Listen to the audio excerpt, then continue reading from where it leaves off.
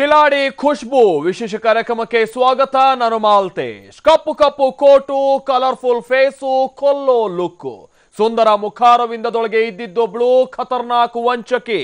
ಈ ಬ್ಯೂಟಿಯ ವಯಸ್ಸು 26, ವಂಚನೆ ಕೇಸು 200. ಲಾಯರ್ ವೇಷದಲ್ಲಿ ಬೆಂಗಳೂರಿಗೆ ಬಂದವಳು ಮಾಡಿದ್ದೇನು? ಇದುವೇ ಈ ಹೊತ್ತಿನ ವಿಶೇಷ. ಕಿಲಾಡಿ ಖುಷ್ಬು.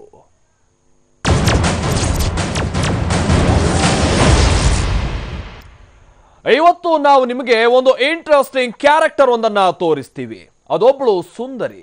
ಆಕೆಯನ್ನ ನೋಡಿದ ಅದ್ಯಾರಿಗೆ ಆಗ್ಲಿ ಮತ್ತೆ ಮತ್ತೆ ನೋಡ್ಬೇಕು ಅಂತ ಅನಿಸತೊಡಗುತ್ತೆ. ಇನ್ನು ಆಕೆಯೋ ತನ್ನ ಚಂದದ ಮುಖವನ್ನೇ ಬಂಡವಾಳ ಮಾಡಿಕೊಂಡಾಕೆ. ಅದನ್ನ ತೋರಿಸಿಯೇ ಮರಳು ಮಾಡೋ ಮಾಯಾಂಗನೆ ಆಕೆ. ಫೇಸ್ಬುಕ್, ವಾಟ್ಸಪ್ಗಳಲ್ಲಿ ಕಲರ್ ಫೋಟೋಗಳನ್ನ ಅಪ್ಲೋಡ್ ಮಾಡಿ ಮಿಖಗಳನ್ನ ಸೆಳೆಯೋದೇ ಆಕೆಯ ಕಾಯಕ. ಮೊದಲಿಗೆ ಚಾಟಿಂಗ್, ನಂತರ ಮೀಟಿಂಗ್, ಅದಾದ ಮೇಲೆ ರೇಪ್ ಕೇಸ್ ಹಾಕ್ತೀನಿ ಅನ್ನೋ ಬೆದರಿಕೆ. ಬಲೆಗೆ ಬಿದ್ದವನು ಅದೆಷ್ಟೇ ಶ್ರೀಮಂತ ಆಗಿರ್ಲಿ, ಆತನ ಕೈ ಖಾಲಿಯಾಗೋ ತನಕ ಕೂಡ ಈಕೆ ಬಿಡೋದಿಲ್ಲ. ಈಕೆ ಅದೆಷ್ಟು ಮಟ್ಟಿಗಿನ ಕಿಲಾಡಿ ಅಂದ್ರೆ, ವಯಸ್ಸಿನ್ನು 30ರ ಆಸುಪಾಸಿನಲ್ಲಿದ್ರೂ ದೇಶದ ವಿವಿಧ ರಾಜ್ಯಗಳಲ್ಲಿ ಈಕೆ ಮೇಲೆ 200ಕ್ಕೂ ಹೆಚ್ಚು ವಂಚನೆ ಕೇಸ್ಗಳಿದೆ. ಅಷ್ಟಕ್ಕೂ ಈಕೆ ಹೆಸರು ಖುಷ್ಬು ಅಲಿಯಾಸ್ ಸ್ಮೃತಿ ಶರ್ಮಾ. ಮೊದಲೇ ಹೇಳಿದ ಹಾಗೆ ಫೋಟೋಗಳಲ್ಲಿ ನೋಡ್ತಾ ಇದ್ರೆ ಒಂದು ಕಡೆ ಈಕೆ ವಕೀಲೆ ಅಂತ ಅನ್ಸತೊಡಗುತ್ತೆ. ಮತ್ತೊಂದು ಕಡೆ ಈಕೆ ಹೇಳ್ಕೊಂಡಂತೆ ಹಲವರ ಬಳಿ ಈಕೆ ಹೇಳ್ಕೊಳ್ಳುವಂಥದ್ದು, ನಾನು IAS ಆಫೀಸರ್, ಅದರ ಜೊತೆಗೆ ನನ್ನ ತಂದೆ IPS ಆಫೀಸರ್, ಹಾಗೆ ಮತ್ತೊಂದಷ್ಟು ಜನರ ಬಳಿ ಮತ್ತೊಂದೊಂದು ರೀತಿ ಈಕೆ ಕತೆ ಕಟ್ತಾಳೆ. ನೋಡ್ತಾ ಇದ್ರೆ ಯಾರೋ ಒಂದು ಒಳ್ಳೆ ಪ್ರೊಫೆಷನಲ್ ಇರುವಂತಾನೆ ಹುಡುಗಿ ಅಂತ ಅನ್ಸುತ್ತೆ. ಆದ್ರೆ ಈಕೆಯ ಪುರಾಣವನ್ನ ಕೇಳ್ತಾ ಹೋದಂತಹ ಸಂದರ್ಭದಲ್ಲೇ ನಿಮಗೆ ಗೊತ್ತಾಗುತ್ತೆ ಈಕೆ ಸುಂದರ ಮುಖದ ವಂಚಕಿ ಅನ್ನುವಂತಹ ವಿಚಾರ. ನಾವೀಗ ನಿಮ್ಗೆ ಈ ಫೋಟೋಗಳನ್ನ ತೋರಿಸ್ತಾ ಇದೀವಿ. ಈ ಫೋಟೋಗಳನ್ನ ಗಮನದಲ್ಲಿಟ್ಟು ನೋಡ್ಕೊಂಡ್ಬಿಡಿ. ಯಾಕಂತ ಅಂದ್ರೆ ಇದೇ ಫೋಟೋವನ್ನ ಈಕೆ ಮುಂದಿಟ್ಕೊಂಡು ಹಲವು ಮಿಖಗಳನ್ನ ತನ್ನ ಬಲೆಗೆ ಬೀಳ್ಸ್ಕೊಳ್ತಾ ಇದ್ದಂಥದ್ದು. ಇದು ಈಕೆ ಖುಷ್ಬು ಅಲಿಯಾಸ್ ಸ್ಮೃತಿ ಶರ್ಮಾ ತನ್ನ ಫೇಸ್ಬುಕ್ ಜೊತೆಗೆ ವಾಟ್ಸ್ಆಪ್ DPಯಲ್ಲಿ ಇಟ್ಕೊಂಡಿದ್ದಂತಹ ಒಂದಷ್ಟು ಫೋಟೋಗಳು. ಪೊಲೀಸ್ ಇನ್ವೆಸ್ಟಿಗೇಷನ್ ಸಂದರ್ಭದಲ್ಲಿ ಇದೆಲ್ಲ ಬಯಲಿಗೆ ಬಂದಂತಹ ಫೋಟೋಗಳು, TV ನೈನ್ಗೆ ಲಭ್ಯ ಆಗಿರುವಂತಹ ಫೋಟೋಗಳು. ಇದೇ ಫೋಟೋಗಳನ್ನ ಇಟ್ಕೊಂಡು ದೇಶದಾದ್ಯಂತ ಹಲವು ರಾಜ್ಯಗಳಲ್ಲಿ ಸುಮಾರು 200ಕ್ಕೂ ಹೆಚ್ಚು ವಂಚನೆ ಪ್ರಕರಣಗಳು ಈಕೆಯ ವಿರುದ್ಧ ದಾಖಲಾಗಿದೆ. ಇದೇ ಫೋಟೋಗಳನ್ನು ಇಟ್ಕೊಂಡು ಈಕೆ ವಂಚನೆ ಮಾಡಿದ್ದಂಥದ್ದು. ಇದೇ ಫೋಟೋ ಇಟ್ಕೊಂಡು ಬೆಂಗಳೂರಿನ ಹಲವರಿಗೂ ಕೂಡ ಈಕೆ ಮಕ್ಮಲ್ ಟೋಪಿ ಹಾಕಿದ್ದಾಳೆ. ಅದು ಯಾವ್ಯಾವ ಪ್ರಕರಣ ಅನ್ನುವಂಥದ್ದು ನಿಮಗೆ ನಂತರದ ಹಂತದಲ್ಲಿ ತಿಳಿತಾ ಹೋಗುತ್ತೆ. ಹಾಗೆ ಪ್ರಖ್ಯಾತ ವಕೀಲೆ ಅನ್ನೋ ಪೋಸು ಜೊತೆಗೆ ಸುಳ್ಳು ಹೇಳೋ ಕಲೆಯನ್ನ ಬಂಡವಾಳ ಮಾಡಿಕೊಂಡಿದ್ದ ಈ ಚೆಲುವೆ ಒಮ್ಮೊಮ್ಮೆ ಒಂದೊಂದು ವೇಷದಲ್ಲಿ ಪ್ರತ್ಯಕ್ಷಳಾಗ್ತಾಳೆ. ಹೀಗೇನೆ ಬೆಂಗಳೂರಿಗೆ ಬಂದಿದ್ದು ಲಾಯರ್ ವೇಷದಲ್ಲಿ. ಅಪ್ಪ IAS ಆಫೀಸರ್ ಜೊತೆಗೆ ಇನ್ಕಮ್ ಟ್ಯಾಕ್ಸ್ ಆಫೀಸರ್ ಅಂತ ಒಬ್ಬೊಬ್ಬರ ಹತ್ರ ಒಂದೊಂದು ರೀತಿ ಹೇಳ್ಕೊಂಡಿದ್ದಾಳೆ. ತಾನೊಬ್ಬ ಪ್ರಖ್ಯಾತ ಲಾಯರ್ ಅಂತ ಹೇಳ್ಕೊಂಡಿದ್ದ ಈ ಚೆಲುವೆ ಇಲ್ಲಿನ ಲಾಯರ್ ಒಬ್ಬರನ್ನ ಯಾಮಾರಿಸಿದ್ದಾಳೆ. ಆದ್ರೆ ಕಳೆದ ನವೆಂಬರ್ನಲ್ಲಿ ಈಕೆಯ ಪಾಪದ ಕೊಡ ತುಂಬಿ ಹೋಗಿತ್ತು. ಹೀಗಾಗಿ ಬೆಂಗಳೂರಿನ ಪುಲಿಕೇಶಿ ನಗರ ಪೊಲೀಸರ ಕೈಗೆ ಸಿಕ್ಕಿಬಿದ್ದಿದ್ದಾಳೆ. ಸದ್ಯ ಈಕೆ ವಿರುದ್ಧ ಪೊಲೀಸರು ಚಾರ್ಜ್ ಶೀಟ್ ಕೂಡ ಸಲ್ಲಿಸಿದ್ದಾರೆ. ಅಷ್ಟಕ್ಕೂ ಈಕೆ ಯಾರು, ಈಕೆಯ ಮೋಡ್ ಆಫ್ ಆಪರೇಷನ್ ಎಲ್ಲ ಹೇಗಿರ್ತಾ ಇತ್ತು, ಹೇಗೆಲ್ಲ ಈಕೆ ವಂಚಿಸ್ತಾ ಇದ್ಲು, ಯಾರಿಗೆಲ್ಲ ವಂಚಿಸಿದ್ದಾಳೆ, ಬೆಂಗಳೂರಿನಲ್ಲಿ ಈಕೆ ಮಾಡಿದ್ದೇನು, ಈಕೆ ವಿರುದ್ಧ ನ್ಯಾಯಾಲಯಕ್ಕೆ ಸದ್ಯ ಸಲ್ಲಿಕೆಯಾಗಿರುವಂತಹ ಚಾರ್ಜ್ ಶೀಟ್ ನಲ್ಲಿ ಏನೇನಿದೆ, ಈ ಎಲ್ಲವನ್ನು ಪಿನ್ ಟು ಪಿನ್ ಆಗಿ ನಿಮ್ಗೆ ನಂತರದ ಹಂತದಲ್ಲಿ ತೋರಿಸ್ತಾ ಹೋಗ್ತೀವಿ ನೋಡಿ.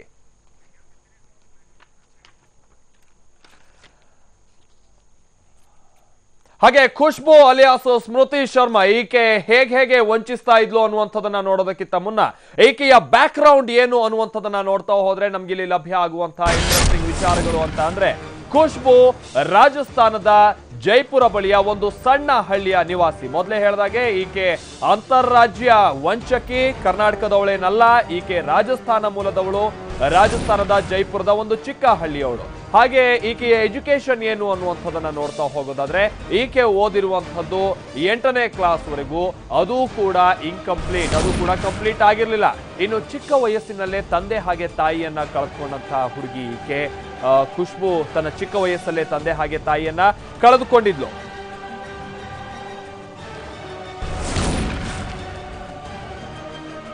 ಹಾಗೆ 8ನೇ ಕ್ಲಾಸ್ನಲ್ಲೇ ತಂದೆ ತಾಯಿಯನ್ನ ಕೂಡ ಮುಂಚೆನೆ ಕಳ್ಕೊಂಡಂತಹ ಕಾರಣದಿಂದಾಗಿ 8ನೇ ತರಗತಿಗೆ ಆಕೆ ಓದನ್ನ ಕೂಡ ನಿಲ್ಲಿಸ್ತಾಳೆ. ಆ ನಂತರದಲ್ಲಿ ತಂದೆ ತಾಯಿ ಇಲ್ಲದೆ ಇದ್ದಂತಹ ಕಾರಣದಲ್ಲಿ ಆಕೆಯ ಓರ್ವ ಸಂಬಂಧಿಕರ ಮನೆಯಲ್ಲಿ ಆಕೆ ವಾಸದಲ್ಲಿರ್ತಾಳೆ. ಅಪಘಾತ ಆಗುತ್ತೆ. ಆ ನಂತರದಲ್ಲೂ ಒಂದು ಅಪಘಾತ ಸಂಭವಿಸುತ್ತೆ. ಈ ಸಂದರ್ಭದಲ್ಲಿ ಆಕೆ ತನ್ನ ಬಲಗೈಯನ್ನ ಕಳೆದುಕೊಂಡಿರ್ತಾಳೆ. ಖುಷ್ಬುಗೆ ಬಲಗೈ ಇಲ್ಲ. ನಿಮ್ಗೆ ತಕ್ಷಣ ನೋಡಿದ್ರೆ ಅದು ಗೊತ್ತಾಗೋದಿಲ್ಲ. ಬಲಗೈ ಇದ್ದಂತೆನೆ ಕಂಡು ಬರುತ್ತೆ, ಆದ್ರೆ ಬಲಗೈ ಇಲ್ಲ. ಆದ್ರೆ ಸೌಂದರ್ಯಕ್ಕೆ ತೊಂದರೆ ಆಗದೆ ಇರಲಿ ಅಂತ ಹೇಳಿ ಕೃತಕ ಕೈಯನ್ನ ಆಕೆ ಜೋಡಣೆ ಮಾಡ್ಕೊಂಡಿದ್ದಾಳೆ. ಆರ್ಟಿಫಿಷಿಯಲ್ ಹ್ಯಾಂಡ್ ಆಕೆಯ ಬಲಗೈಯಲ್ಲಿರುವಂತದ್ದು ನಿಜವಾದ ಕೈಯಲ್ಲ, ಅದು ಕೃತಕ ಕೈಯನ್ನ ಜೋಡಣೆ ಮಾಡ್ಕೊಂಡಿದ್ದಾಳೆ. ತನ್ನ ಬ್ಯೂಟಿಗೆ ಯಾವುದೇ ರೀತಿ ತೊಂದರೆ ಆಗದೆ ಇರಲಿ ಅನ್ನುವಂಥ ನಿಟ್ಟಿನಲ್ಲಿ. ಜೊತೆಗೆ ಆಕೆಯ ಮನಸ್ಸಲ್ಲಿದ್ದಂಥದ್ದು ಲಕ್ಸುರಿ ಲೈಫ್ ಅನ್ನ ಲೀಡ್ ಮಾಡಬೇಕು ಅಂತ ಹೇಳಿ ಬಡತನದಿಂದ ಬೇಸತ್ತಿದ್ದಂತಹ ಈಕೆ ಐಷಾರಾಮಿ ಜೀವನವನ್ನ ನಡೆಸಬೇಕು ಅನ್ನುವಂಥ ಕನಸನ್ನ ಕಾಣ್ತಾ ಇದ್ದಂತಹ ಹುಡುಗಿ. ಹಾಗೆ ಶ್ರೀಮಂತರಿಗೆ ನಾಮ ತಿಕ್ಕೋದೆ ಕಾಯಕ ಮಾಡ್ಕೊಂಡಂತಹ ಸುಂದರಿ ಈಕೆ ವಂಚಿಸಿರುವಂತಹ ಪ್ರಕರಣಗಳನ್ನ, ಒಂದು ಕೇಸ್ ಸ್ಟಡಿಗಳನ್ನ ನೀವು ನೋಡ್ತಾ ಹೋದ್ರೆ ಗೊತ್ತಾಗುತ್ತೆ ಈಕೆ ಎಂತಹ ವಂಚಕಿ ಅನ್ನುವಂಥದ್ದು. ಶ್ರೀಮಂತರಿಗೆ ಗಾಳ ಹಾಕ್ತಾ ಇದ್ದಂಥದ್ದೇ ಈಕೆಯ ಫುಲ್ ಟೈಮ್ ಕಾಯಕ. ಜೊತೆಗೆ ಈಕೆ ಇದಕ್ಕೋಸ್ಕರ ಯೂಸ್ ಮಾಡ್ಕೊಳ್ತಾ ಇದ್ದಂಥದ್ದು ಸಾಮಾಜಿಕ ಜಾಲತಾಣಗಳನ್ನ. ಸಾಮಾಜಿಕ ಜಾಲತಾಣದಲ್ಲಿ ಖುಷ್ಬು ಬಹಳ ಫೇಮಸ್. ಈಕೆ ಬಹಳಷ್ಟು ಮಂದಿಗೆ ಈಕೆ ಫ್ರೆಂಡ್ ಕೂಡ, ಮ್ಯೂಚುವಲ್ ಫ್ರೆಂಡ್ಸ್ ಅಲ್ಲೂ ಬಹಳಷ್ಟು ಮಂದಿ ಈಕೆಯನ್ನ ಗಮನಿಸಿರ್ತಾರೆ.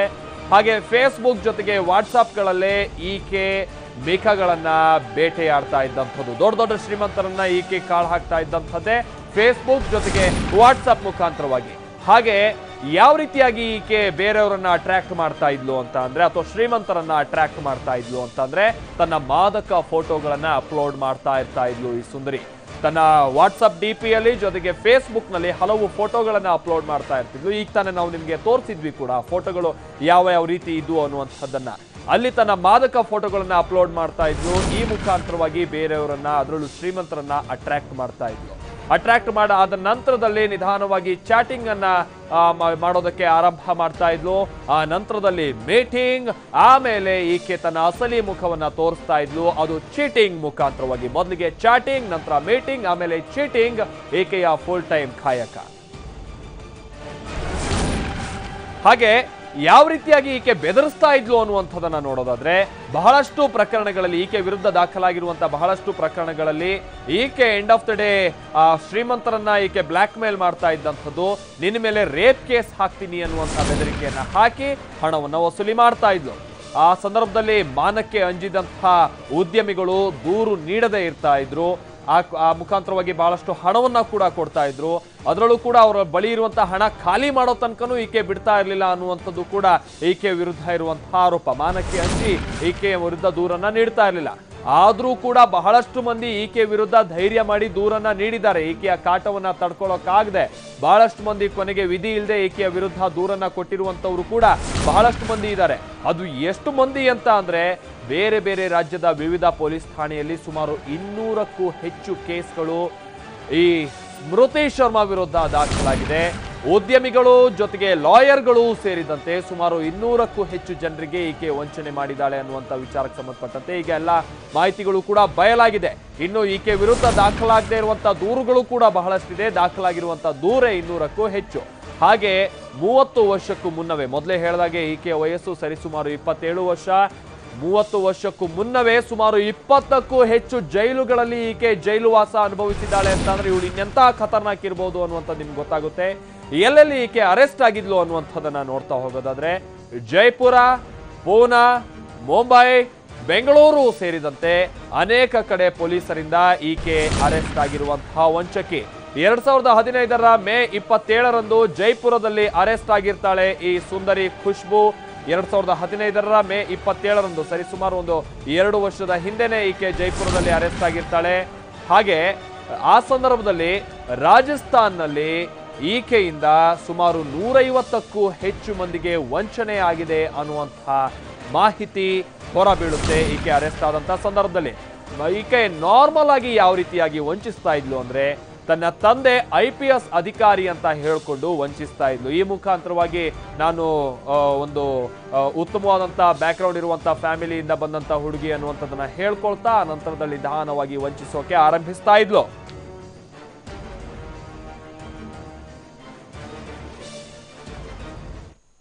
ಮೊದಲೇ ಹೇಳಿದಾಗೆ ಈಕೆ ವಂಚಿಸ್ತಾ ಇದ್ದಂತಹ ರೀತಿನೇ ಬಲು ರೋಚಕ. ಇಲ್ಲಿ ಒಬ್ಬೊಬ್ಬರ ಹತ್ರ ಒಂದೊಂದು ರೀತಿ ಹೇಳ್ಕೊಂಡು ವಂಚಿಸ್ತಾ ಇದ್ದಂತಹದ್ದು, ಈಕೆ ಮಾಡ್ತಾ ಇದ್ದಂತಹ ವಂಚನೆ, ಆ ರೀತಿಯನ್ನ ನೋಡ್ತಾ ಹೋದಂತ ಸಂದರ್ಭದಲ್ಲಿ ನಮಗೆ ತಿಳಿದು ಬರುತ್ತೆ. ಹಾಗೆ ಯಾವ್ಯಾವ ರೀತಿಯಾಗಿ ವಂಚಿಸ್ತಾ ಇದ್ಲು, ಜೊತೆಗೆ ಬಹಳಷ್ಟು ಕೇಸ್ ಸ್ಟಡಿಗಳು ಕೂಡ TV9ಗೆ ಲಭ್ಯ ಆಗಿದೆ. ಒಂದೊಂದು ಕಡೆ ಈ ರೀತಿ ವಂಚಿಸಿ ಈಕೆ ಹಣ ವಸೂಲಿ ಮಾಡಿದಂತಹ ವಿಚಾರಗಳು, ಆ ಎಲ್ಲಾ ಡೀಟೇಲ್ಸ್ ಅನ್ನು ನಿಮ್ಮ ಮುಂದೆ ಇಡ್ತೀವಿ ಚಿಕ್ಕ ಬ್ರೇಕ್ನ ನಂತರ.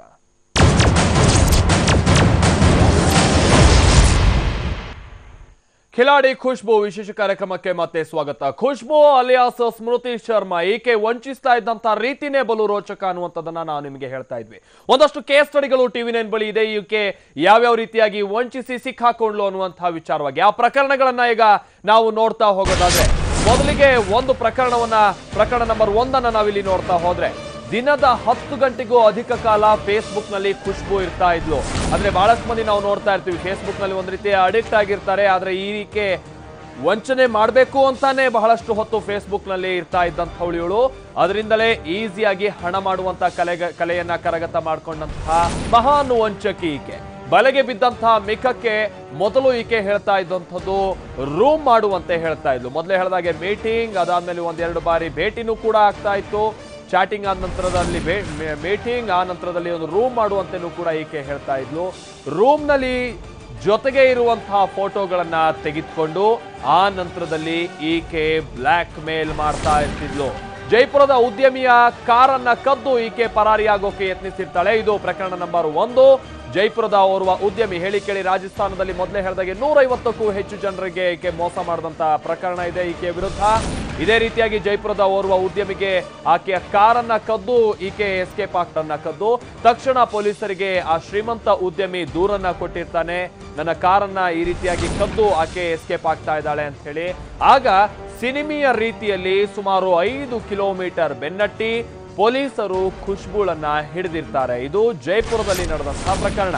ಹಾಗೆ ಮತ್ತೊಂದು ಪ್ರಕರಣವನ್ನ ನಾವೀಗ ನಿಮ್ಮ ಮುಂದೆ ಇಡ್ತೀವಿ. ಪ್ರಕರಣ ನಂಬರ್ 2, ಜೈಪುರದ ಅಜ್ಮೇರ್ ರಸ್ತೆಯ ಆದರ್ಶ ನಗರದ ಬಳಿಯಲ್ಲಿ ಈ ಸುಂದರಿ ರಸ್ತೆ ಪಕ್ಕದಲ್ಲಿ ನಿಂತಿರ್ತಾಳೆ. ಹಾಗೆ ದಾರಿಯಲ್ಲಿ ಜಾಗ್ವಾರ್ ಕಾರ್ನಲ್ಲಿ ಓರ್ವ ಬರ್ತಾ ಇರ್ತಾನೆ. ಆತನನ್ನ ನೋಡಿ ಆ ವ್ಯಕ್ತಿನ ಬಹಳ ಸುಲಭವಾಗಿ ಬಲೆಗೆ ಬೀಳಿಸ್ಕೊಳ್ಬಹುದು ಅನ್ನುವಂಥದ್ದನ್ನ ಅರಿತಂತ ಖುಷ್ಬು ಮೊದಲಿಗೆ ಆ ಜಾಗ್ವಾರ್ ಕಾರ್ನಲ್ಲಿ ಬರ್ತಾ ಇದ್ದಂತಹ ವ್ಯಕ್ತಿಯ ಬಳಿ ಲಿಫ್ಟ್ ಅನ್ನ ಕೇಳ್ತಾಳೆ, ನನಗೆ ಡ್ರಾಪ್ ಬೇಕು ಅಂತ ಹೇಳಿ. ಅಲ್ಲಿಂದ 10 ಕಿಲೋಮೀಟರ್ ದೂರದ ರಾಜಾ ಪಾರ್ಕ್ ತನಕ, ಇದೆಲ್ಲವೂ ಕೂಡ ಜೈಪುರದಲ್ಲಿ ನಡೆದಿದ್ದಂತಹ ಘಟನೆ. ಅಲ್ಲಿಂದ 10 ಕಿಲೋಮೀಟರ್ ಅಂದ್ರೆ ಈಕೆ ಇದ್ದಂತಹ ಸ್ಥಳದಿಂದ 10 ಕಿಲೋಮೀಟರ್ ದೂರದ ರಾಜಾ ಪಾರ್ಕ್ ತನಕ ಡ್ರಾಪ್ ಮಾಡುವಂತೆ ಈ ಖುಷ್ಬು ಆ ಡ್ರೈವರ್ ಬಳಿ ಅಥವಾ ಕಾರ್ನ ಮಾಲೀಕನ ಬಳಿ ಕೇಳಿಕೊಳ್ತಾಳೆ. ಹಾಗೆ ಕಾರ್ನಲ್ಲಿಯೇ ಉದ್ಯಮಿಯ ಮಗನ ಜೊತೆ ಲೈಂಗಿಕ ಪ್ರಚೋದನೆಯನ್ನ ಅಥವಾ ಆ ಮಗನಿಗೆ ಲೈಂಗಿಕ ಪ್ರಚೋದನೆಯನ್ನ ನೀಡೋದಕ್ಕೆ ಈಕೆ ಆರಂಭ ಮಾಡ್ತಾಳೆ. ಕಾರ್ನಲ್ಲೇ ಇದೆಲ್ಲವೂ ಕೂಡ ನಡೆದಂತಹ ಘಟನೆ. ಕಾರ್ನಲ್ಲೇ ಆ ಉದ್ಯಮಿಯ ಮಗನಿಗೆ, ಅಂದ್ರೆ ಆ ಜಾಗ್ವಾರ್ ಕಾರ್ನಲ್ಲಿದ್ದಂಥ ಹುಡುಗ ಏನಿದ್ದ, ಆತನ ತಂದೆ ದೊಡ್ಡ ಉದ್ಯಮಿ, ಆತನ ಮಗನನ್ನ ಈಕೆ ಟೆಂಪ್ಟ್ ಮಾಡೋದಕ್ಕೆ ಆರಂಭಿಸ್ತಾಳೆ. ಶ್ರೀಮಂತನ ಪುತ್ರನನ್ನ ಸೆಕ್ಸ್ಗೆ ಖುಷ್ಬು ಇಲ್ಲಿ ಆಹ್ವಾನಿಸ್ತಾಳೆ. ಜೈಪುರದಲ್ಲಿ ಇದೆಲ್ಲವೂ ಕೂಡ ನಡೆದಂತ ಘಟನೆ ಮುಂಚೆನೆ ಹೇಳಿದಾಗೆ ಈಕೆ ವಂಚಿಸ್ತಾ ಇದ್ದಂಥದ್ದೇ ತನ್ನ ಮಾದಕತೆಯ ಮುಖಾಂತರವಾಗಿ. ಹಾಗೆ ಆ ಸಂದರ್ಭದಲ್ಲಿ ಆ ಹುಡುಗ ಕಾಂಡೋಮ್ ತರಕ್ಕೆ ಅಂತ ಹೋದಂತ ಸಂದರ್ಭದಲ್ಲಿ ಈಕೆ ಜಾಗ್ವಾರ್ ಕಾರ್ನ ಸಮೇತ ಎಸ್ಕೇಪ್ ಆಗ್ತಾಳೆ. ಈಕೆ ಇಲ್ಲಿ ಎಷ್ಟೊಂದು ಚೀಪ್ ಟೆಕ್ನಿಕ್ ಗಳನ್ನ ಯೂಸ್ ಮಾಡ್ತಾ ಇದ್ಲು ಅನ್ನುವಂಥದ್ದು ಇಲ್ಲಿ ಬಹಳ ಸ್ಪಷ್ಟವಾಗುತ್ತೆ. ಮೊದಲಿಗೆ ಡ್ರಾಪ್ ಕೇಳ್ತಾಳೆ, ಆ ನಂತರದಲ್ಲಿ ಕಾರ್ನಲ್ಲಿ ಕುಳ್ತಾಳೆ, ಕಾರ್ನಲ್ಲಿ ಕುಳಿತ ನಂತರದಲ್ಲಿ ಆ ಹುಡುಗನನ್ನ ಟೆಂಪ್ಟ್ ಮಾಡ್ತಾಳೆ, ಆ ನಂತರದಲ್ಲಿ ಕಾಂಡೋಮ್ ತರಕ್ಕೆ ಹೇಳ್ತಾಳೆ. ಆತ ಕಾಂಡೋಮ್ ತರಕ್ಕೆ ಹೋದಂತ ಸಂದರ್ಭದಲ್ಲಿ ಕಾರ್ ಜೊತೆಗೆ ಈಕೆ ಎಸ್ಕೇಪ್ ಆಗ್ತಾಳೆ, ಜಾಗ್ವಾರ್ ಕಾರ್ನ ಜೊತೆಗೆ. ಸೊ ಕಾರು ಕದ್ದ ಆರೋಪದ ಅಡಿ ಖುಷ್ಬು ಮೇಲೆ ಕೇಸ್ ಕೂಡ ದಾಖಲಾಗಿರುತ್ತೆ. ಮಾರ್ಚ್ 7ನೇ ತಾರೀಕು 2015ರಂದು ಜಾಗ್ವಾರ್ ಕಾರ್ ಕದ್ದ ಪ್ರಕರಣಕ್ಕೆ ಸಂಬಂಧಪಟ್ಟಂತೆ ಅಜ್ಮೇರ್ ಠಾಣೆ ಪೊಲೀಸರಿಂದ ಖುಷ್ಬುವನ್ನ ಬಂಧಿಸಲಾಗುತ್ತೆ.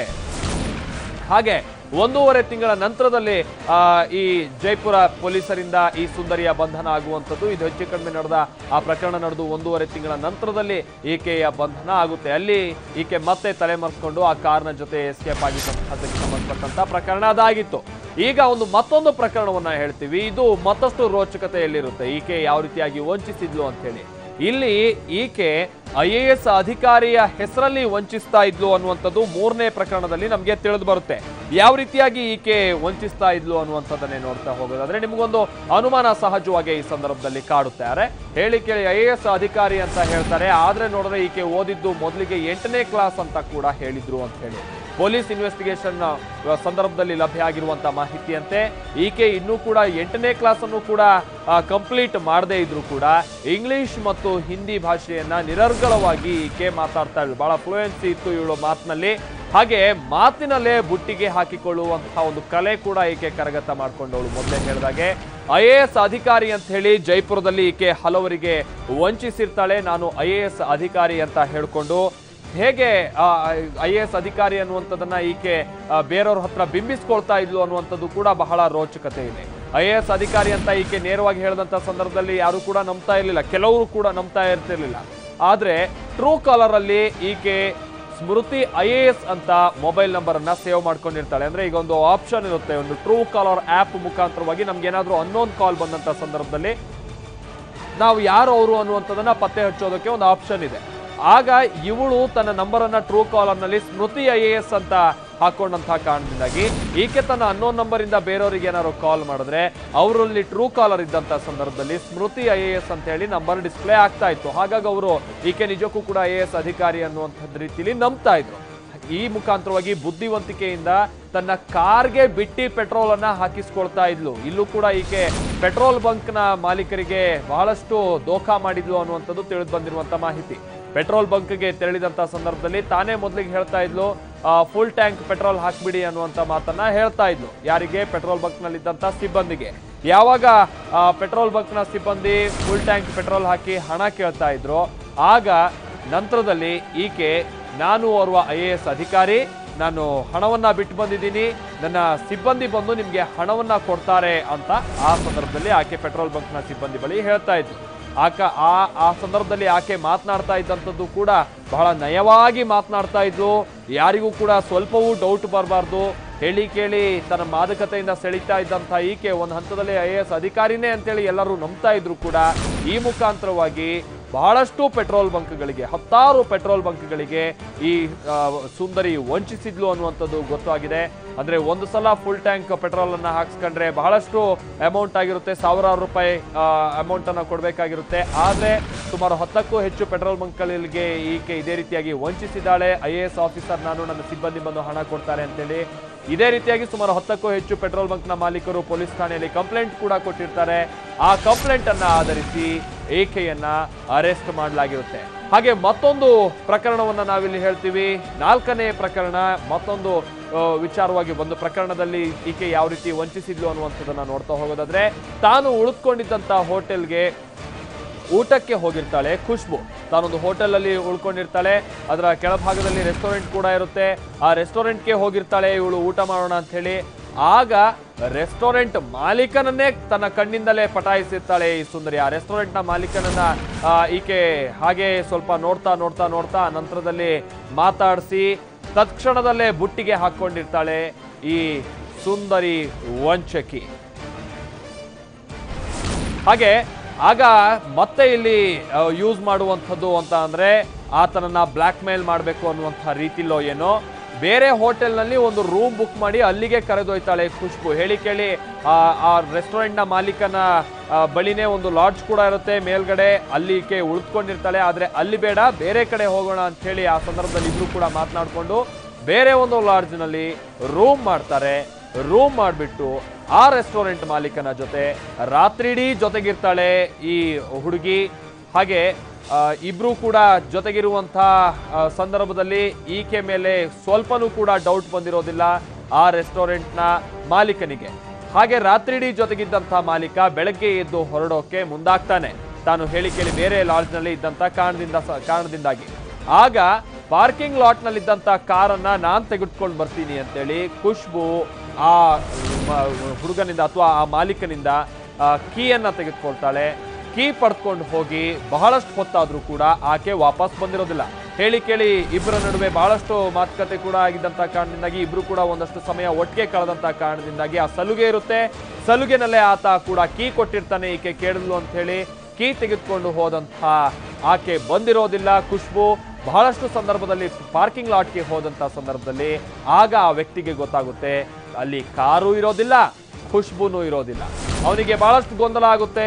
ಈಕೆ ಏನಾದ್ರೂ ಓಡ್ ಹೋಗಿದ್ದಾಳ ಅಥವಾ ಆ ರೀತಿ ಹುಡುಗಿ ಅಲ್ವಲ್ಲ ಈಕೆ ಅನ್ನುವಂತ ರೀತಿಯಲ್ಲಿ ಬಹಳಷ್ಟು ಗೊಂದಲದ ನಂತರದಲ್ಲಿ ಚತುಶ್ರಂಗಿ ಪೊಲೀಸ್ ಠಾಣೆಯಲ್ಲಿ ತಕ್ಷಣವೇ ಈ ರೆಸ್ಟೋರೆಂಟ್ ಮಾಲೀಕ ದೂರನ್ನ ನೀಡಿರ್ತಾನೆ.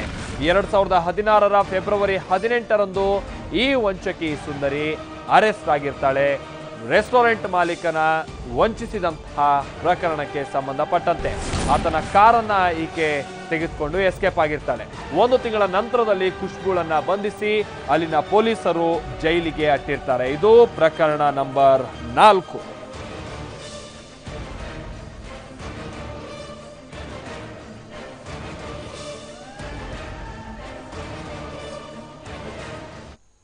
ಮೊದಲು ಹೇಳಿದಾಗ ಈಗ ನಾವು ತೋರಿಸಿದಂಥದ್ದು 4 ಪ್ರಕರಣಗಳು. ಆದರೆ ಇದೇ ರೀತಿಯಾದಂಥ ಸುಮಾರು 200ಕ್ಕೂ ಹೆಚ್ಚು ಪ್ರಕರಣಗಳು ಈಕೆಯ ವಿರುದ್ಧ ದಾಖಲಾಗಿದೆ. ಹಾಗೆ ಬೆಂಗಳೂರಿನಲ್ಲೂ ಕೂಡ ಈಕೆ ತನ್ನ ಜಾಲವನ್ನ ಬೀಸಿರ್ತಾಳೆ. ಬೆಂಗಳೂರಿನಲ್ಲೂ ಕೂಡ ಹಲವರಿಗೆ ಈಕೆ ಯಾಮಾರಿಸಿದ್ದಾಳೆ. ಬೆಂಗಳೂರಿನಲ್ಲಿ ಈಕೆ ವಿರುದ್ಧ ಇರುವಂತಹ ಕಂಪ್ಲೇಂಟ್ ಏನು, ಹೇಗೆ ಇವಳು ಸಿಕ್ಕಾಕೊಂಡ್ಲು, ಕಂಪ್ಲೀಟ್ ರಿಪೋರ್ಟ್ ಅನ್ನು ಕೊಡ್ತೀವಿ ಚಿಕ್ಕ ಬ್ರೇಕ್ನ ನಂತರ.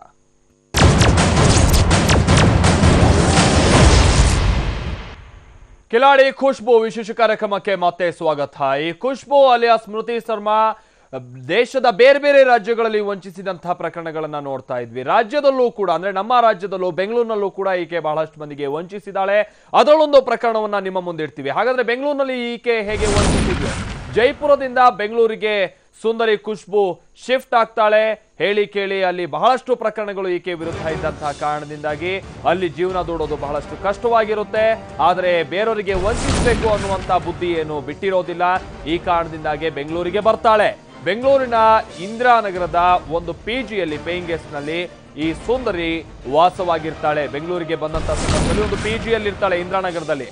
ಆಗ ಬೆಂಗಳೂರಿನ ಪ್ರತಿಷ್ಠಿತ ವಕೀಲರೊಬ್ಬರಿಗೆ ಈ ಖುಷ್ಬು ವಂಚಿಸಿರ್ತಾಳೆ. ಬೆಂಗಳೂರಿನಲ್ಲೂ ಕೂಡ ಬಹಳಷ್ಟು ಮಂದಿಗೆ ಈಕೆ ವಂಚಿಸಿದ್ದಾಳೆ ಅನ್ನುವಂಥದ್ದು ಸುದ್ದಿ ಇದೆ. ಆದರೆ ಕಂಪ್ಲೇಂಟ್ ಆಗಿರುವಂಥದ್ದು ಓರ್ವ ವಕೀಲರಿಂದ. ಹೀಗಾಗಿ ಈಕೆಯ ಬ್ಯಾಕ್ ಗ್ರೌಂಡ್ ಹುಡುಕ್ತಾ ಹೋದಂತ ಸಂದರ್ಭದಲ್ಲಿ ಈ ಭಯಾನಕ ವಿಚಾರಗಳೆಲ್ಲ ಹೊರಬರುತ್ತೆ. ಬೆಂಗಳೂರಿನ ಪುಲಿಕೇಶಿ ನಗರ ಠಾಣಾ ಪೊಲೀಸರಿಂದ ಈ ಖುಷ್ಬುವಿನ ಬಂಧನ ಆಗುತ್ತೆ. ಓರ್ವ ಪ್ರತಿಷ್ಠಿತ ವಕೀಲರು ಕೊಟ್ಟಂತಹ ಕಂಪ್ಲೇಂಟ್ಗೆ ಸಂಬಂಧಪಟ್ಟಂತೆ. ಹಾಗೆ 2016 ಅಕ್ಟೋಬರ್ನಲ್ಲಿ ಈಕೆಯ ವಿರುದ್ಧ ಕೇಸ್ ದಾಖಲಾಗಿರುತ್ತೆ. ಸ್ವಲ್ಪ ಹಿಂದೆ ಅಷ್ಟೇ ನಾವು ಹೇಳಿದ್ವಿ 2016 ಫೆಬ್ರವರಿ 18ರಂದು ಈಕೆ ಅರೆಸ್ಟ್ ಆಗಿರ್ತಾಳೆ ಜೈಪುರ ಪೊಲೀಸರಿಂದ. ಆ ನಂತರದಲ್ಲಿ ಅಲ್ಲಿಂದ ಬಿಡುಗಡೆಯಾಗಿ ಇಲ್ಲಿಗೆ ಬರ್ತಾಳೆ ಬೆಂಗಳೂರಿಗೆ. ಬೆಂಗಳೂರಿಗೆ ಬಂದು 2016 ಅಕ್ಟೋಬರ್ನಲ್ಲಿ ಈಕೆಯ ವಿರುದ್ಧ ಒಂದು ಕೇಸ್ ದಾಖಲಾಗುತ್ತೆ. ಹಾಗೆ ವಿಚಿತ್ರ ರೀತಿಯಲ್ಲಿ ಡ್ರಾಮಾ ಮಾಡಿ ಬರೋಬ್ಬರಿ 2,25,000 ರೂಪಾಯಿಯಷ್ಟು ಹಣ, 2.25 ಲಕ್ಷ ಹಣವನ್ನ ವಂಚನೆ ಮಾಡಿದ್ದಾಳೆ ಈಕೆ ಅನ್ನುವಂತಹ ಒಂದು ಕೇಸ್ ಈಕೆ ವಿರುದ್ಧ ದಾಖಲಾಗುತ್ತೆ. ಈ ಕೇಸ್ಗೆ ಸಂಬಂಧಪಟ್ಟಂತೆ ಈಕೆ ಅರೆಸ್ಟ್ ಕೂಡ ಆಗ್ತಾಳೆ. ಹೇಗೆ ಇವಳು ಯಾಮಾರಿಸಿದ್ಲು ಇಲ್ಲಿ ಅನ್ನುವಂಥದ್ದನ್ನ ನೋಡ್ತಾ ಹೋಗೋದಾದ್ರೆ ಆ ಕಂಪ್ಲೀಟ್ ಡೀಟೇಲ್ಸ್ TV9 ಬಳಿ ಇದೆ. ಮೊದಲಿಗೆ ಹಿರಿಯ ವಕೀಲರ ವಾಟ್ಸ್ಆಪ್ ಗ್ರೂಪ್ ಅನ್ನ ಖುಷ್ಬು ಹುಡುಕ್ತಾ ಇರ್ತಾಳೆ. ಇಂದಿರಾನಗರಕ್ಕೆ ಬಂದಂತ ಸಂದರ್ಭದಲ್ಲಿ ಪಿಜಿಲಿದ್ದಂಥ ಸಂದರ್ಭದಲ್ಲಿ ಒಂದು ಈ ವಾಟ್ಸ್ಆಪ್ ಗ್ರೂಪ್ಗಳೇನಿರುತ್ತೆ ವಕೀಲರು ಮಾಡ್ಕೊಂಡಿರುವಂತಹ ಒಂದು ವಾಟ್ಸ್ಆಪ್ ಗ್ರೂಪ್, ಆ ರೀತಿಯಾದಂತಹ ಒಂದು ಗ್ರೂಪ್ಗೆ ಎಂಟ್ರಿ ಕೊಡಬೇಕು ಅಂತ ಹೇಳಿ ಈಕೆ ಹುಡುಕಾಡ್ತಾ ಇರ್ತಾಳೆ. ಆ ಸಂದರ್ಭದಲ್ಲಿ ಓರ್ವ ಸುಪ್ರೀಂ ಕೋರ್ಟ್ನ ಲಾಯರ್ಗೆ ಖುಷ್ಬು ಅವರು ಪರಿಚಯವಾಗುತ್ತೆ. ಹೇಳಿ ಕೇಳಿ ಈಕೆ ಹುಡುಕ್ತಾ ಇದ್ದಂಥದ್ದೇ ಲಾಯರ್ಗಳು ಜೊತೆಗೆ ಪ್ರತಿಷ್ಠಿತ ವ್ಯಕ್ತಿಗಳನ್ನ. ಹೀಗಾಗಿ ಓರ್ವ ಸುಪ್ರೀಂ ಕೋರ್ಟ್ನ ಲಾಯರ್ನ ಪರಿಚಯ ಆಗುತ್ತೆ. ಆ ಸಂದರ್ಭದಲ್ಲಿ ನನ್ನ ಅಪ್ಪ ಇನ್ಕಮ್ ಟ್ಯಾಕ್ಸ್ ಆಫೀಸರ್ ಅಂತ ಈ ಸುಂದರಿ ಆ ಸುಪ್ರೀಂ ಕೋರ್ಟ್ನ ಲಾಯರ್ ಬಳಿ ಹೇಳ್ಕೊಂಡಿರ್ತಾಳೆ, ನನ್ನ ತಂದೆ ಇನ್ಕಮ್ ಟ್ಯಾಕ್ಸ್ ಆಫೀಸರ್ ಅಂತ ಹೇಳಿ. ಆಗ ಫೋನ್ ಮುಖಾಂತರ ಓರ್ವ ವ್ಯಕ್ತಿಯನ್ನ ಪರಿಚಯ ಕೂಡ ಮಾಡಿಸಿರ್ತಾಳೆ. ತಂದೆ ಅಂತ ಹೇಳಿ ಪರಿಚಯವನ್ನ ಮಾಡಿಸ್ಕೊಟ್ಟಿರ್ತಾಳೆ.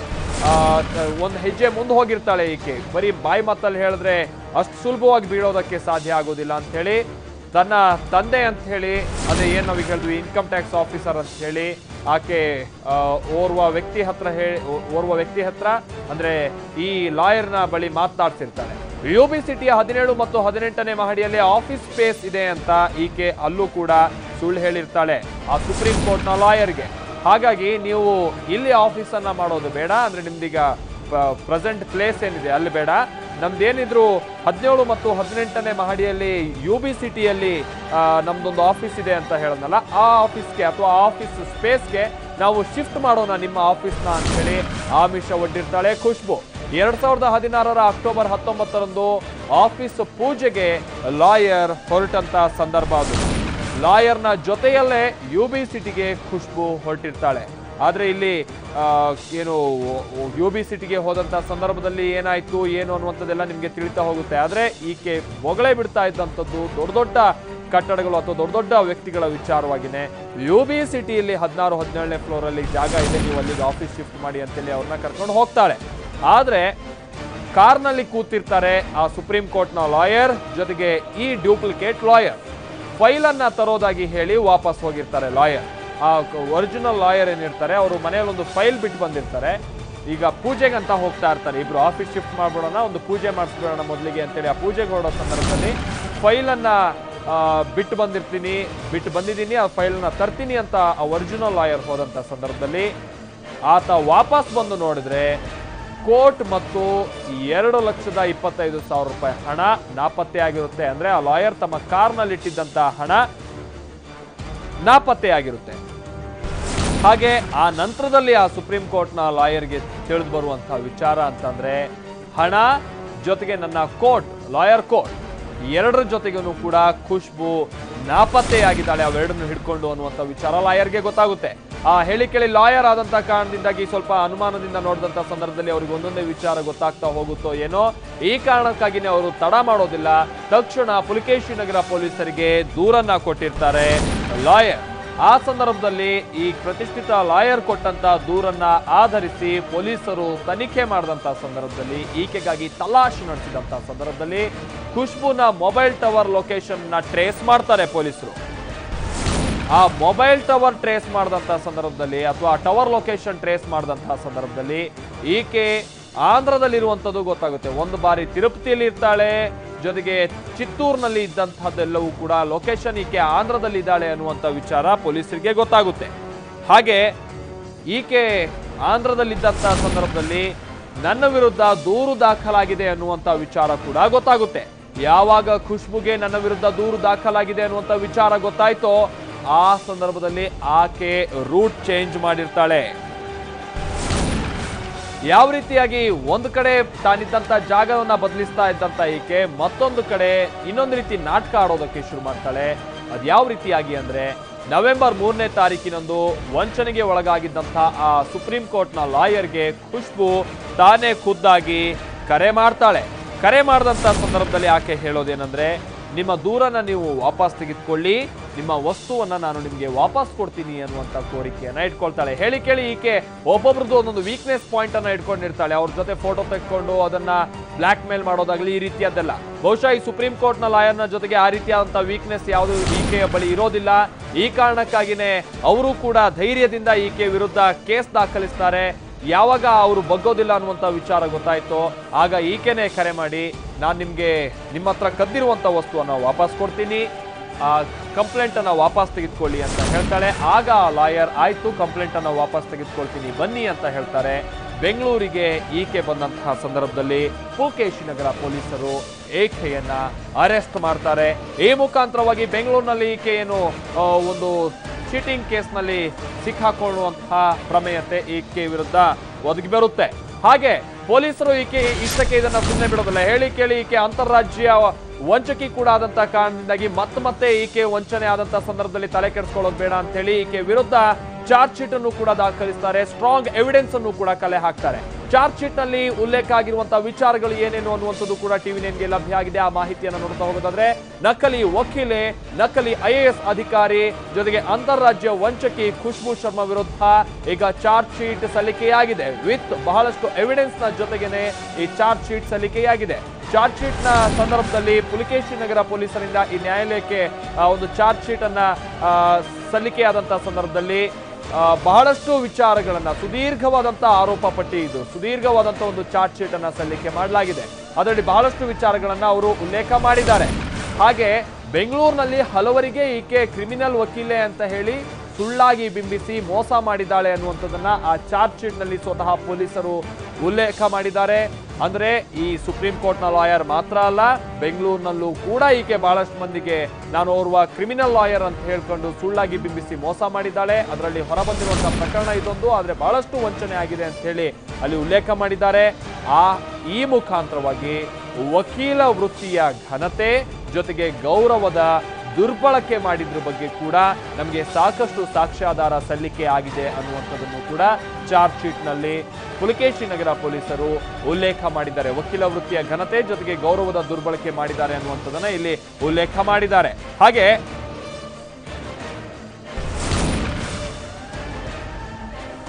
ಖುಷ್ಬೂ ಅಲಿಯಾಸ್ ಸ್ಮೃತಿ ಶರ್ಮಾ ತಾನು ವಂಚನೆ ಮಾಡ್ತಾ ಇದ್ದಂತಹ ಸಂದರ್ಭದಲ್ಲಿ ಉಪಯೋಗಿಸಿದಂತಹ ವಸ್ತುಗಳನ್ನು ಕೂಡ ಪೊಲೀಸರು ತಮ್ಮ ವಶಕ್ಕೆ ಪಡೆದಿದ್ದಾರೆ. ಅಪರಾಧಕ್ಕೆ ಉಪಯೋಗಿಸ್ತಾ ಇದ್ದಂತಹ ಕೋಟ್, ಅದರಲ್ಲೂ ಕೂಡ ಲಾಯರ್ ಕೋಟ್ ಜೊತೆಗೆ ಗೌನ್ ಹಾಗೆ ಮೊಬೈಲ್ ಜೊತೆಗೆ ಲ್ಯಾಪ್ಟಾಪ್ಗಳ ಮಾಹಿತಿಯನ್ನು ಕೂಡ ಇಲ್ಲಿ ಪೊಲೀಸರು ಚಾರ್ಜ್ ಶೀಟ್ ನಲ್ಲಿ ಉಲ್ಲೇಖ ಮಾಡಿದ್ದಾರೆ. ಚಾರ್ಜ್ ಶೀಟ್ ನಲ್ಲಿ ವಕೀಲೆ ಅಂತ ನಂಬಿ ಹಣವನ್ನ ಕಳೆದುಕೊಂಡಂತಹ ಸಾಕ್ಷ್ಯಗಳ ಕೂಡ ಉಲ್ಲೇಖ ಮಾಡಿದ್ದಾರೆ. ಈ ಸುಪ್ರೀಂ ಕೋರ್ಟ್ನ ವಕೀಲರು ಸೇರಿದಂತೆ ಬಹಳಷ್ಟು ಜನರ ಹೆಸರುಗಳನ್ನ ಅವರು ಯಾವ ರೀತಿಯಾಗಿ ಮೋಸ ಹೋಗಿದ್ರು ಅನ್ನುವಂಥ ವಿಚಾರವನ್ನ ಉಲ್ಲೇಖ ಮಾಡಿದ್ದಾರೆ. ಹಾಗೆ ಹಣವನ್ನ ವಾಪಸ್ ಕೇಳಿದ್ರೆ ಅತ್ಯಾಚಾರದ ಕೇಸನ್ನ ದಾಖಲಿಸ್ತೀನಿ ಅಂತ ಹೇಳಿ ಈಕೆ ಏನು ಹೆದರಿಸ್ತಾ ಇದ್ಲು ಆ ವಿಚಾರಗಳ ಬಗ್ಗೆನೂ ಕೂಡ ಪೊಲೀಸರು ಇಲ್ಲಿ ಉಲ್ಲೇಖ ಮಾಡಿದ್ದಾರೆ. ಹಾಗೆ ವಂಚಿಸಿ ಈಕೆ ವಿಲಾಸಿ ಬದುಕನ್ನ, ಲಕ್ಸುರಿ ಲೈಫ್ ಅನ್ನ ಲೀಡ್ ಮಾಡ್ತಾ ಇದ್ಲು, ವಿಲಾಸಿ ಬದುಕು ಸಾಗಿಸ್ತಾ ಇದ್ರು ಬಗ್ಗೆನೂ ಕೂಡ ಸಾಕ್ಷ್ಯವನ್ನ ಪೊಲೀಸರು ತಮ್ಮ ಚಾರ್ಜ್ ಶೀಟ್ ಮುಖಾಂತರವಾಗಿ ನ್ಯಾಯಾಲಯಕ್ಕೆ ಹಾಜರುಪಡಿಸಿದ್ದಾರೆ. ಈಕೆ ಯಾವ ಕಾರಣಕ್ಕಾಗಿ ಇಷ್ಟೆಲ್ಲ ವಂಚನೆ ಮಾಡ್ತಾ ಇದ್ದಂಥದ್ದು, ವಂಚಿಸಿದಂಥ ಹಣದಲ್ಲಿ ಅಥವಾ ವಂಚಿಸಿ ಏನು ಸ್ವತ್ತುಗಳನ್ನ ಈಕೆ ಪಡೆದುಕೊಂಡು ಎಸ್ಕೇಪ್ ಆಗ್ತಾ ಇದ್ಲು, ಆ ಮುಖಾಂತರವಾಗಿ ಯಾವ ರೀತಿ ಈಕೆ ಲಕ್ಸುರಿ ಲೈಫ್ ಅನ್ನ ಲೀಡ್ ಮಾಡ್ತಾ ಇದ್ಲು ಅನ್ನುವಂಥದ್ದನ್ನು ಕೂಡ ಉಲ್ಲೇಖ ಮಾಡಿದ್ದಾರೆ.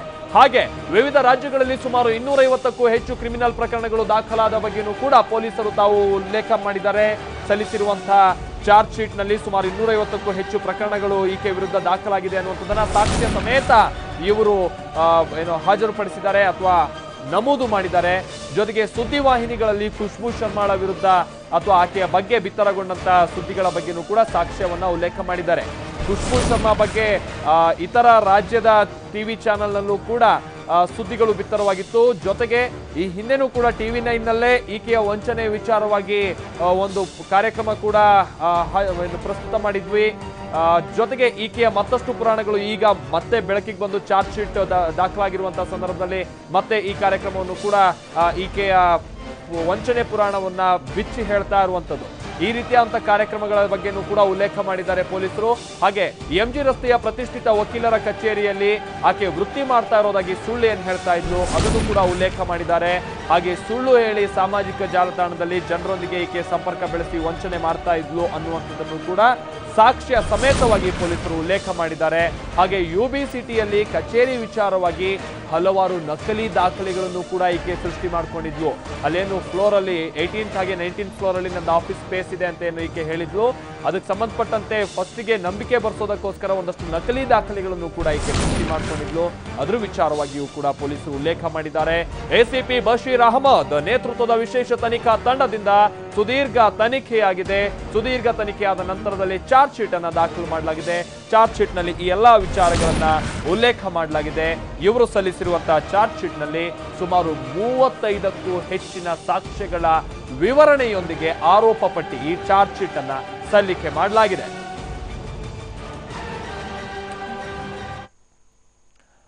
ಅಂತೂ ಒಂದಂತೂ ಸ್ಪಷ್ಟ, ಈ ಅಂತಾರಾಜ್ಯ ವಂಚಕಿ ಬಹಳಷ್ಟು ಕಡೆ ಈ ರೀತಿಯಾಗಿ ವಂಚನೆ ಮಾಡಿ ಸಿಕ್ಕಾಕೊಂಡು ಕಂಬಿ ಎಣಿಸಿದಾಳೆ. ಈಗ ಬೆಂಗಳೂರಿನಲ್ಲಿ ಒಂದು ಪ್ರಕರಣಕ್ಕೆ ಸಂಬಂಧಪಟ್ಟಂತೆನೂ ಕೂಡ ಸಿಕ್ಕಾಕೊಂಡು ಇನ್ನೇನು ಕಂಬಿ ಎಣಿಸುವಂತಹ ಹಂತದಲ್ಲಿದ್ದಾಳೆ. ಸೊ ಇನ್ನು ಮುಂದಾದ್ರೂ ಈಕೆ ಸರಿ ಹೋಗ್ತಾಳ, ಯಾವ ಮಟ್ಟದ ಶಿಕ್ಷೆ ಈಕೆಗೆ ಆಗುತ್ತೆ ಅನ್ನುವಂಥದ್ದು ಈ ಸಂದರ್ಭದಲ್ಲಿರುವಂತಹ ಕುತೂಹಲದ ವಿಚಾರ. ಇದೇ ಇವರೆಗಿನ ಪ್ರಮುಖ ಸುದ್ದಿ. ನಿರಂತರ ಸುದ್ದಿಗಾಗಿ ನೋಡ್ತಾ ಇರಿ TV9.